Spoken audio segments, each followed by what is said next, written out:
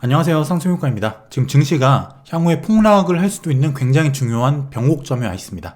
여기서 우리가 어떻게 대응해야 될지, 향후에 주가가 어떻게 흘러갈지 한번 생각을 해볼게요. 먼저 지난 시간 영상을 안 보신 분들은 꼭 한번 보고 오시고요. 경제 위기를 예측할 수 있는 중요한 지표들에 대해서 말씀드렸죠. 그래서 지금이 현재 어떤 상황이다 말씀을 대략 드렸어요. 거기에 이어서 좀 장기적인 흐름을 먼저 한번 볼게요. 지금 월봉입니다. S&P 500 월봉. 장기 흐름이죠. 제가 지난 시간부터 말씀드린 이 RSI 지표 70 넘으면 과매수라고 말씀드렸죠. 닷컴 버블 직전부터 금융위기 중간중간 버블이 나올 때마다 예외 없이 70을 항상 넘어갔던 걸 볼 수 있어요. 그리고 말씀드렸죠. 그 다음에는 70이 넘어간 이후에는 반드시 50 또는 그 아래로 떨어졌다. 하지만 2010년도 이후에는 RSI 50 아래로 떨어진 적이 한 번도 없어요. 그 얘기는 뭐냐면 이 구간에서 반등이 일어날 가능성이 높다.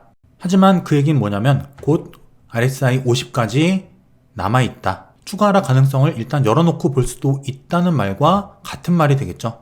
그리고 제가 보조 지표를 많이 보는 편은 아니에요. 거의 안 보는데 이 MACD라는 지표가 또 있습니다. 이걸 보게 되면은 닷컴 버블, 글로벌 금융위기 그때보다 가장 높은 구간에 지금 와 있거든요. 사상 최고치예요. 월봉으로 놓고 보자면 수십 년 내 최고치에 와 있다는 거. 그리고 파란 선이 지금 빨간 선을 이렇게 데드 크로스 하고 있죠. 빨간 선이 이렇게 하고 있는데 파란 선이 이렇게 데드 크로스 하는 그런 모양이에요. 지금 상승의 추세가 꺾이는 변곡점이 될 수 있다라는 이야기가 됩니다. 과매도 구간이면은 틀림은 없다는 거예요. 그 추세의 변화, 제가 항상 말씀드리죠. 가장 중요한 거는 추세다.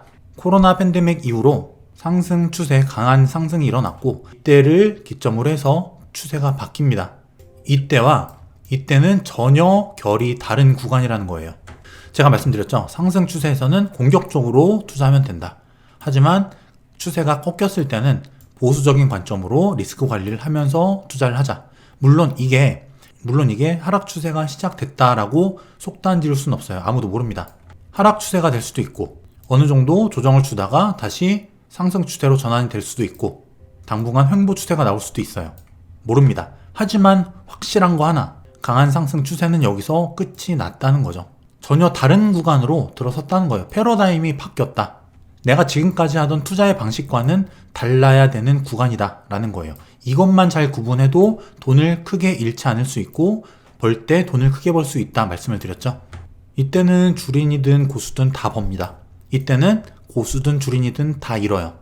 여기서 덜 잃고 돈을 비축할 수 있는 사람이, 리스크 관리를 잘한 사람이 다음 상승장의 기회를 잡을 수 있다는 거예요. 혹은 주가가 많이 떨어졌을 때 아래에서 기회를 잡을 수 있다라는 겁니다.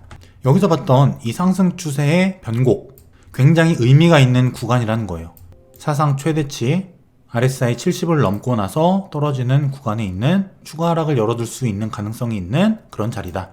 이번엔 S&P 500을 주봉으로 볼 건데 중기적인 흐름이죠. 일단은 유의미한 지지선에 와 있습니다. 이 파란 색깔 60주 이동평균선이죠. 여기서 두 번 지지를 받았어요. 그리고 여기서 추세 전환 캔들이 나옵니다. 이게 주봉이기 때문에 다음 주에 어떤 봉이 나올지 지켜볼 필요가 있다는 거예요.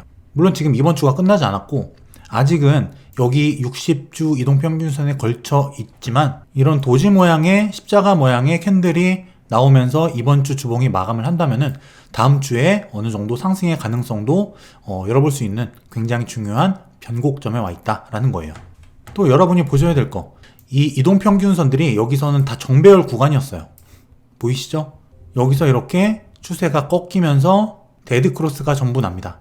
이 20주 이동평균선을 다 뚫고 내려가죠. 여기 지지라인이 굉장히 중요해요. 여기를 깨게 되면은 패닉셀이 나올 수도 있는 중요한 구간이라는 거. 또 60주선에 걸쳐 있는 추세 전환 자리, 바람개비형으로 내려갈 것이냐, 추세 전환으로 올라갈 것이냐, 중요한 구간이라는 거예요. 만약에 그러면은 지금 여러 가지 우려들이 있죠. 우크라이나 러시아 사태, 전쟁 우려부터 해서 높은 인플레이션 우려, 금리 인상, 여러 가지 리스크들이 남아 있는데 여기서 주가가 그럼 만약에 한 번 더 폭락을 한다면 어떻게 될까? S&P 500 피보나치 정확히 0.786 자리에 걸려 있어요. 근데 여기는 강한 지지가 아닙니다. 그리고 이렇게 추세가 꺾여서 라운드 바텀 형태를 만들었기 때문에 여기서는 하락의 힘이 일단 강해졌다라고 볼 수 있는 거예요. 피보나치도 보자면은 보통 0.618 정도가 의미 있는 반등 구간으로 볼 수 있거든요. 이런 강한 상승 추세 이후에는. 지금 한 뭐 10% 조금 넘게 빠졌는데 만약에 여기 0.618자리까지 빠진다 S&P 500이 그러면은 그래봐야 20% 빠지는 거예요. 코로나 때 35% 빠졌죠. 이 정도 올라갔으면은 충분히 이 정도 조정이 나온다고 해도 이상할 건 없다는 거예요. 게다가 지금 전쟁 우려가 있죠. 잠시 후에 전쟁 관련 데이터를 보여드릴 텐데 전쟁이 왔을 때는 보통 이런 식으로 V자 반등을 하는 경우가 많습니다. 그리고 지금 이 하락이 기존의 이런 하락들과 다른 점은 뭐냐면 이거는 정배열 구간, 상승 추세에서의 눌림들이었어요. 전부 다. 하지만 이거는 추세 자체가 바뀐 다음에 그 다음 하락이거든요. 이런 눌림과는 형태가 좀 다르다는 거예요. 최근 모양을 보면서 설명을 드릴게요. 기술적으로 보면은 여기가 굉장히 지금 중요한 자리거든요. 여기서 지금 추세 전환 캔들 자리가 나왔고 주봉상으로도 60주선에 걸쳐 있었죠. 피보나치 0.786 자리이기도 하고 일단은 하락 힘이 굉장히 강해진 상태다. 만약에 주가가 이 지지 라인을 깬다면 주가는 한번 크게 폭락을 할 수도 있다는 거예요. 굉장히 지금 중요한 변곡점이다. 그래서 중요한 자리는 지금 여기다. 이번 주 저점. 그래서 여기를 지금 지켜주느냐 마느냐가 굉장히 중요한 자리라는 거예요. 그래서 만약에 내가 대응을 하고 싶다, 손절을 하고 싶다 라고 하면은 이 자리, 이번 주 저점, 여기가 기준이 되겠죠. 만약에 지금 단기 트레이딩을 하는 분이라면은 여기 손절을 잡고 지금 어느 정도 일부 물량을 살 수도 있겠죠. 손절 구간이 짧으니까. 그래서 만약에 내가 대응을 굳이 하고 싶다라고 하면은 이 자리를 기준으로 해서 이번 주 저점을 기준으로 대응을 하면은 도움이 되실 겁니다. 저 같은 경우는 나스닥을 기준으로 해서 제가 그때 매수 구간을 잡아드렸죠. 여기 1차 매수 구간에서 저는 일단은 여기서 일부 샀습니다. 근데 만약에 이게 이 아래로 떨어진다. 그러면 저는 이건 팔지 않아요. 계속 보유하고 저는 비중을 나누어서 아래에서 분할 매수를 하고 있기 때문에 떨어졌을 때 걸어두고 여기 오면은 또 사는 겁니다. 오면은 또 사고 이런 식이 되는 거예요. 근데 내가 만약에 고점에서 굉장히 많은 물량이 물려 있어. 그래서 급락이 떨어졌을 때 손실이 굉장히 커질 수 있는 자리다 라고 하면은 일단 이런 자리에서는 1차적으로 대응을 했다가 밑에 떨어졌을 때 다시 잡는다던가 혹은 다시 손절 구간 위로 올라탔을 때 여기서 다시 사던가 이런 대응을 할 수도 있어요. 근데 여기서 손절을 한 다음에 손절로 끝나면 안 되거든요. 다시 무조건 다시 재매수를 해야 됩니다. 언젠가는.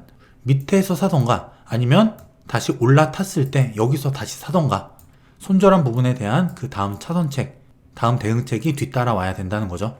자, 그러면은 과거에 전쟁 시마다 주가는 어떻게 움직였을까? 뭐 베트남 전쟁, 걸프전, 뭐 여러 가지 우리들이 겪어왔던 전쟁들이에요. 전쟁 구간을 기점으로 해서 다 V자 급반등을 했다는 거예요. 이렇게. 결국 이때는 뭐냐? 항상 예외 없이 좋은 매수 기회였다는 거예요. V자 반등을 항상 해왔다. 지금 전쟁이 뭐 세계 3차 대전으로 연결될 만한 그런 상황까지는 안 갈 거예요. 분명히. 모든 초점이 경제에 맞춰져 있거든요.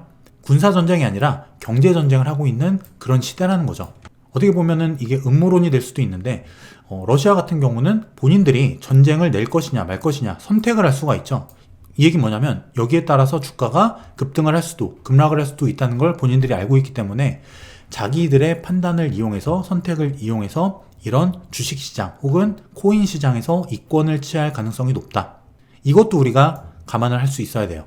그만큼 지금은 경제적인 측면이 굉장히 중요하기 때문에 세계 3차 대전 이런 걸로 가진 않을 거예요. 예전과 마찬가지로 이런 V자 반등이 나올 가능성이 매우 높다. 물론 미사일 쏘고 전쟁 나면은 급락하겠죠. 하지만 이 급락이 위기가 아니라 매도할 시기가 아니라 매수할 수 있는 좋은 기회가 될 거다라는 거죠. 어떻게 보면 연결이 돼요. 예를 들어서 이런 긴장의 악화, 전쟁의 진전 이런 걸로 인해서 급락을 때려버리고 나서 아래서 다시 한번 급등을 만들 수 있는 그런 자리가 나올 가능성도 배제할 수는 없다. 어쨌든 지금 굉장히 중요한 자리라는 거예요. 우리나라는 지금 더 많이 떨어져 있어요. S&P 500은 0.786짜리에 와 있었죠. 우리는 이미 여기까지 떨어졌습니다. 더 많이 떨어졌다는 거예요. 더 안 좋다는 거예요. 우리나라 증시 같은 경우도 비슷하죠. 어쨌든 여기 2600포인트 여기가 깨질 수도 있겠다라는 이런 얘기를 하는데 당연히 전쟁이 나오면 깨지겠죠. 여기가. 그만큼 중요한 자리고 일단 현재 시점에서는 우리나라 증시 같은 경우는 이런 삼각수렴 모양을 보여주고 있다 하다가 방향성이 나오겠죠. 위든 아래든. 그리고 지금 좀 안 좋은 상황이 뭐냐면 원자재 값이 너무 오릅니다. 지금 금리 인상을 해야 되죠. 물가지수가 지금 너무 높게 올라와 있기 때문에 금리 인상이 3월달에 무조건 일어나야 되는데 우리나라만 하더라도 소비자 물가 추이 굉장히 상승 중이고 알루미늄, 유가 상승폭이 어마어마해요. 제가 어제 오랜만에 주유소에 갔는데 1725원인가 그렇더라고요. 휘발유 값이.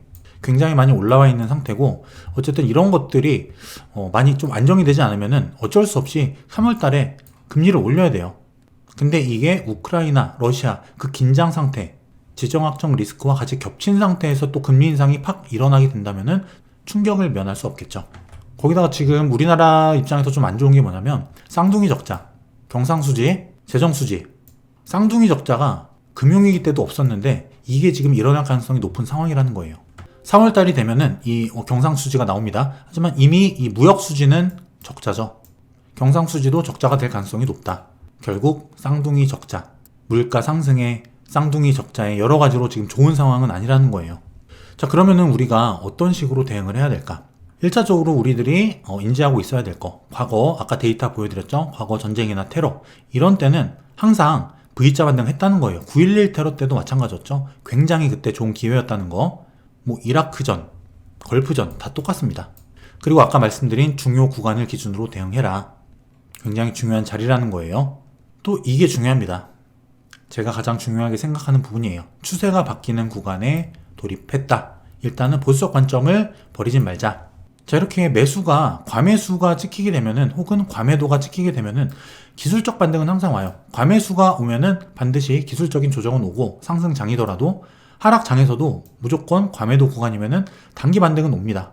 떨어져도 그 다음에 떨어지죠. 무조건 이렇게 떨어지고 무조건 이렇게 오르는 장은 없어요.